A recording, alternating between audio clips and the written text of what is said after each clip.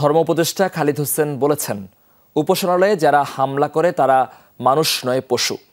সরকারকে বিব্রত করার জন্য এক শ্রেণীর মতলবী মানুষ মাঠে নেমেছে। রাজধানীর ঢাকেশ্বরী জাতীয় মন্দিরে জন্মাষ্টমী উপলক্ষে আয়োজিত আলোচনা সভায় তিনি বলেন, আবহমান কাল থেকেই এদেশে অসাম্প্রদায়িক আবহ বিরাজমান, যা কোনো ক্রমেই নষ্ট করতে দেয়া যাবে না। এর আগে অনুষ্ঠানটির উদ্বোধন করেন যুব ক্রীড়া এবং শ্রম ও কর্মসংস্থান বিষয়ক উপদেষ্টা আসিফ মাহমুদ। তিনি বলেন, বাংলাদেশের নাগরিক হিসেবে সবার সমান অধিকার আছে। অন্তর্বর্তী সরকার দায়িত্বে থাকার শেষ দিন পর্যন্ত সাম্প্রদায়িক সম্প্রীতি রক্ষার বদ্ধপরিকর বলেও জানান তিনি।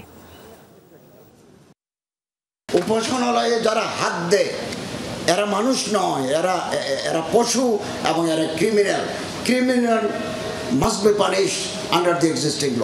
আমরা এটার জন্য প্রস্তুত আছি।